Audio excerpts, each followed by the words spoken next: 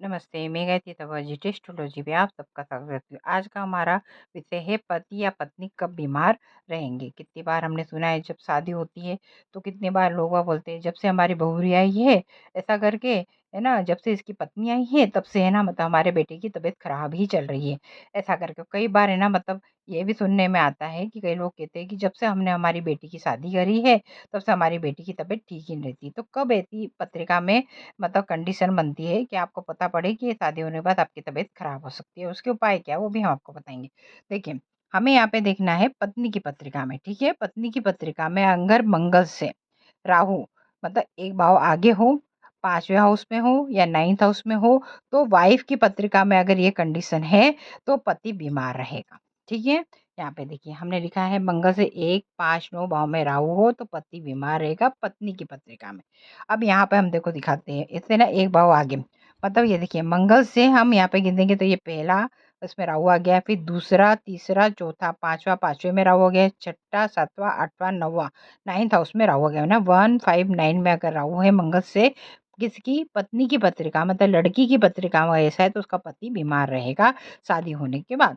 अब ये देखिए अगर आपके पति की पत्रिका में, है ना, अगर सूर्य आपका कहीं भी हो लेकिन, है ना, सूर्य की दृष्टि शुक्र पे जा रही हो, ठीक है? आपका सूर्य यहाँ पे कहीं भी बैठेगा, हमने हाउस की गिनती आपको पहले ही बताई थी, है ना? ज़रूरी नहीं कि सूर्य यहाँ पर हो, सूर्य यहाँ हो सकता है, यहाँ हो सकता है, यहाँ हो सकता है।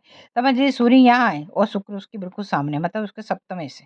ऐसा सूर्य की कौन-सी दृष्टि होती है? 7वीं दृष्टि होती है। तो जैसे ही सूर्य की दृष्टि शुक्र पे जाएगी तो इसमें, है ना, पति की पत्रिका में, ठीक है? अगर पति की पत्रिका में सूर्य की दृष्टि शुक्र के ऊपर जा रही है, तो उसकी वाइफ़ शादी होने के बाद बीमार ही रहेगी। अच्छा, एक कंडीशन और होती है, देखिए ये वाला भी बता देते हैं आपको, सूर्य की दृष्टि शुक्र पे होने पे पत्नी बीमार रहेगी पति की पत्रिका में, है ना? अच्छा इन अगर इन ग्रहों पर गुरु की दृष्टि होगी तो ये संभावना कम है। समझ लीजिए यहाँ पर मतलब ना गुरु बैठा हुआ है, गुरु की दृष्टि इस पे आ रही है, मंगल पे आ रही है, तो है ना मतलब फिर पति की तबीयत इतनी ज़्यादा खराब नहीं होगी। यहाँ पे भी समझ लीजिए शुक्र के ऊपर, है ना, गुरु की दृष्टि आ रही है कहीं से, ऐसा गुरु समझ लीजिए यहाँ बैठा है, तो है ना अपन गिने 1, 2, 3, 4, 5 गुरु की दृष्टि आ रही है तो आपकी पत्नी बीमार नहीं रहेगी। अब तीसरी कंडीशन क्या होती है? पति-पत्नी में नाड़ी दोष हो तब भी एक की तबीयत ठीक नहीं रहती है। देखिए जब पत्रिका मिलान करते हैं हम उसके अंदर, है ना? कई लोग मोबाइल पे मिला लेते हैं, तो मोबाइल पे भी आप देखते होंगे उसमें नाड़ी दोष बता देते हैं ना, ऐसा करके मध्यम नाड़ी, आधी नाड़ी ऐसे दिखाते हैं। तो उसके अंदर जब, है ना, मतलब उसमें दोनों की नाड़ी सेम आती है ना?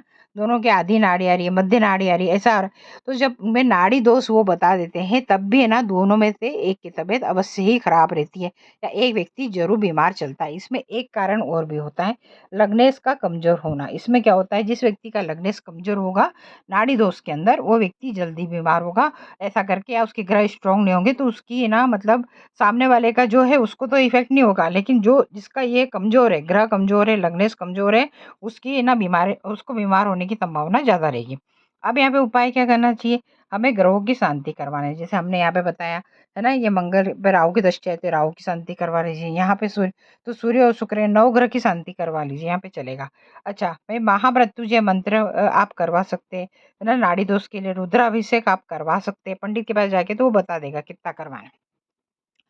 अगर हो सके तो पति या पत्नी, मत आप समझ लो आप किसी कारणवश नहीं जा पा रहे हैं अभी पंडित के पास में, तो कुछ समय के लिए आप ये कर सकते हैं कि अगर हो सके तो पति पत्नी एक साथ एक कमरे में ना बैठे या ना बेड के ऊपर सोए, है ना, कुछ समय के लिए बता रही हूँ। ऊपर वाले उपाय करवाने के लिए ये ऊपर वाले उपाय करवाने से अलग रहने की समस्या नहीं आएगी अगर आप ये करवा लेंगे जल्दी से।